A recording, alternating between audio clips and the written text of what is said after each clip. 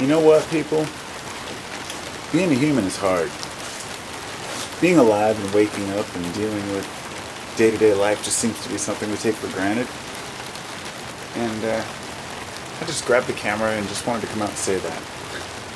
There's so many things going on in life constantly. We're very busy people, all of us. It doesn't matter what you do or don't do with your life. It doesn't matter if you're working 9 to 5 or if you're a stay-at-home dad like I am, who's also basically working all the time. Living a normal life, there's no such thing.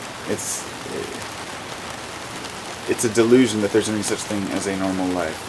Nothing is normal, but normalcy is the bias. Normalcy is what we consider to be the average life, where we wake up, we go to work, whatever it may be, and we deal with life the best we can. And I have a lot of different thoughts that I share in my YouTube videos and with my family and friends and elsewhere, but sometimes I just like to step up and just say, what the fuck? Sorry for the language, but there's an appropriate time for it, I guess. Actually, it's just started raining pretty good out here, and I was looking at somebody over here who's, well, let's just say, he's got it figured out. This is Juno. He's my boy. Well, Juno, dog, come here. Say hi. He's an Akita mix, and it's just a beautiful dog. Really, we're just buddies, of course, And he's about 11 years old now, I think. Anyway, having a friend in this world as a dog, you get to see what it would be like to be a human who has absolutely no...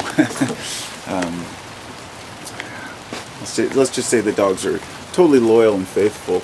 It doesn't matter what you throw at them or do to them. And that's why, I've always been a responsible pet owner as far as not beating my dogs or animals. And I can't understand why people beat their animals.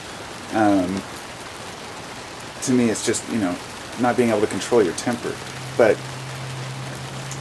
beating humans is something that just seems to be acceptable. And I don't find that to be acceptable at all either. Humans are considered lesser beings by a lot of people. They feel like that people deserve to be beaten for one reason or another. And some people have even got convinced that they deserve to be beaten. And it just saddens me to see. I don't like to see people abused. I don't like to see people hurt. And I know that that's just part of life. And sometimes people get hurt, people get abused. It's the reality we live in. But when it's something that's spiteful or purposeful, and it's done just to harm and not to defend, when it's done out of rage or misunderstanding, I don't know. These are the things that frustrate us, that make us say, what the hell? What is this all about? Why are we put in this place where we have the potential to be such phenomenal, awesome creatures, and we throw it away? Some of us do, and seem to pollute the whole pool. It just takes one turd, right? And like I said in the poem I made earlier, my whole point, of course, was that I try not to look at it like that. I try to not look at it as if we're doomed, as if we're a bad species, as if it's not a beautiful thing that we've created in this world. But I get to the point where it's kind of like, what choice do we have but to really admire what we are? And that means us as individuals. And I know a lot of people don't like themselves and who they are. A lot of people don't like, the obligations that come with being a human mean that we have to look inwards.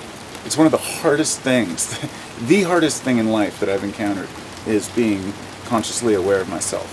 It means that every argument I have, every statement I make, everything, I'm completely responsible and liable for that. That I don't say things just out of anger. I try to be fair and say things that I really believe to be true. And be honest with myself to say that even just because I think they might be true doesn't mean that they are. And that makes a person be considered wishy-washy in a lot of circles. So, 1 year I might think this is how I view the world, and the next year it's completely different. But there are certain principles that endure, things that stand out that that remain. The strong values, the ones where I know that harming other people is wrong, the ones where I know that stealing is wrong. Yet, I'm not so shallow to say that anybody who steals should have their hands cut off. You know, like some of the extreme beliefs in the past have caused us so many problems. But anyway, I'm being summoned, so I gotta go. I'll talk to you.